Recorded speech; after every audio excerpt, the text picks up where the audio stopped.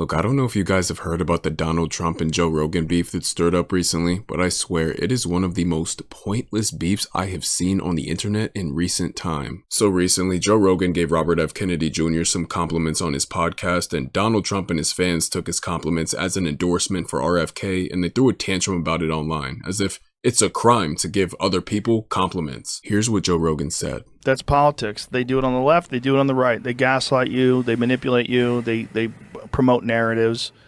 And the only one who's not doing that is Robert F. Kennedy Jr. You a fan? Yeah, I am a fan. Yeah, he's the only one that makes sense to me. He's the only one that he doesn't attack people.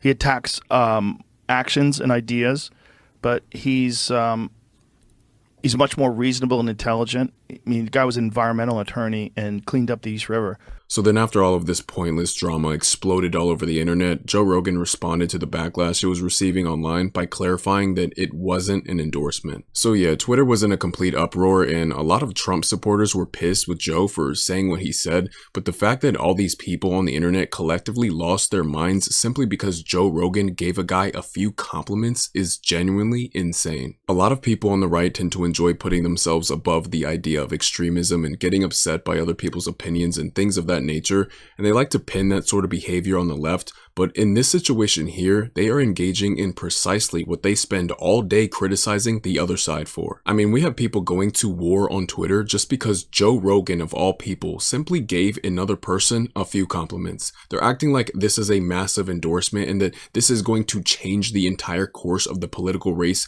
and history will never be the same, all because Joe Rogan complimented a political adversary on his podcast. And that's not me saying that Joe Rogan doesn't have a lot of influence and reach, because he does, but this compliment, even if it were an endorsement, wouldn't really change much for Donald Trump. What we have here is a bunch of people suffering from political brain rot, soiling their diapers because somebody dared to have a different opinion than them. Also, Joe Rogan has stated many times that people shouldn't come to him for political advice and such. His words are only as powerful as people allow them to be. So if you're offended and hurt by what he said and think that it's damaging to your cause, then stop giving his words so much power. He doesn't claim to be any sort of political expert or authority. I mean, if he clearly doesn't even take his own political takes very seriously, then why is everybody else? I guess there was nothing worth bitching about in Piss Baby Land that day, so all the goblins in the political sphere needed to scrape up whatever they could get to make drama out of nothing. And then you have Donald Trump saying the dumb shit he said, implying that Joe Rogan will be booed at the next UFC event, as if every UFC fan is automatically a Trump supporter or something, or even cares to begin with. Newsflash, Donald. UFC fans go to UFC events because they support the UFC, not because they support you. They don't give jack shit or half a damn about Joe Rogan complimenting RFK Jr. They just want to see people get their heads kicked off. Joe Rogan is a beloved part of the UFC, and him not sucking you off on his podcast won't change that fact. Also, wasn't Donald Trump just recently on the phone with RFK Jr. complimenting him himself? Politicians are the fakest people on the planet. A while back, after the attempt on his life, Donald Trump was on the phone with RFK and didn't know he was being recorded, and he was complimenting him. But as soon as somebody else does it on a public platform, it's a huge problem and they should be booed for it. And it just annoys me to see, once again, a politician feed into the extremism of the modern political sphere. These days, you can't even give a politician a simple compliment without everybody losing their shit and saying that you're officially endorsing them. It is the dumbest shit ever, and it just comes off as being desperate, just desperate for any sort of support you can get from anybody you can get it from. If I compliment Joe Biden or compliment Donald Trump, it doesn't mean I'm endorsing either of them. We have this very tribalistic, extremist way of thought pervasive in the modern political climate where any step in one direction means you must now show absolute blind loyalty towards whichever side you step towards. This is why I constantly say that I don't affiliate myself with either side of the political spectrum. Both sides are far too extreme, everybody is fake and full of empty promises, and the whole thing is a clown show. You're telling me I'm supposed to pick between the guy who brings out Hulk Hogan and Lil Pump at his rallies, or the chick who brings out Megan Thee Stallion to twerk at her rallies? Neither of them are taking this shit seriously, and the whole thing is a big joke. It's a circus for the masses, and the people just eat it up. This is like that South Park bit where everybody had to pick between the giant douche or the turd sandwich. Politicians attack each other's personal lives more than they attack each other's policies these days.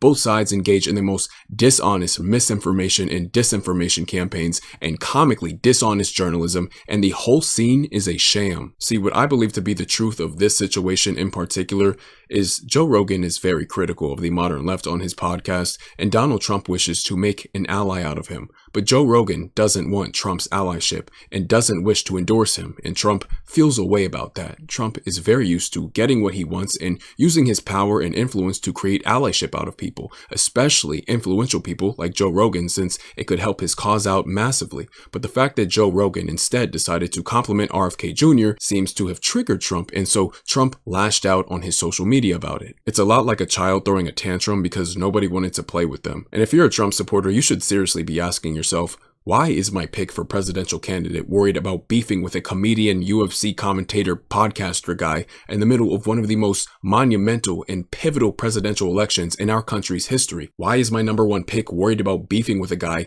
who didn't even insult them, but just simply complimented another political candidate who doesn't even have a realistic chance at winning and who is no real genuine threat to him? I just feel like Donald Trump has bigger fish to fry at the moment. Like, this was such an unnecessary side quest and unnecessary bridge to burn over something so petty. Politicians shouldn't be appealing to extremists or fueling extremism. When people with such power know that you'll blindly follow their every word and command, they will almost always use that power to serve their own ends and the interests of those who back them, rather than serve the common good. They understand that power is most easily maintained when the people are divided, and fueling extremism and appealing to the extremists and radicals is a method to help create and exploit the current divisions. See, the thing is, when people in power know that you will show blind loyalty and that you will follow, listen, and obey their commands no matter what, there's no longer any need to earn your loyalty. They don't need to be consistently honest, righteous, or upstanding individuals who lean towards justice, reason, or virtue.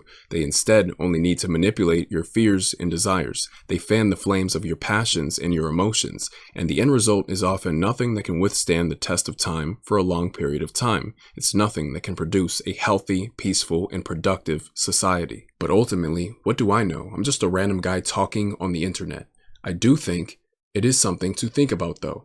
I don't personally like when politicians feed into the extremism, and it seems like that is where we're headed, and it's only going to get worse with time. The next set of politicians are going to have to top the previous set, and it's only going to get more and more extreme, and I don't think the people are going to be able to keep up after a certain point.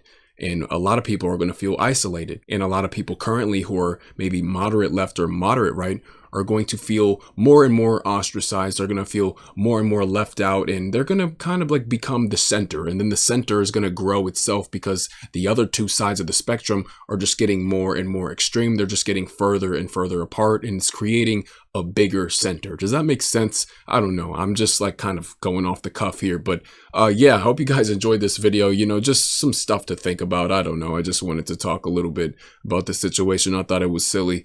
So yeah, I hope you guys enjoyed the rest of y'all's day. Hope y'all enjoyed this video. Feel free to follow me on Instagram if you want at I Love Halloween. It really helps out. It's where I post updates when I'm live on Twitch, and I post like funny memes and stuff. And yeah, that's about it. So enjoy the rest of y'all's day. Stay healthy. Peace.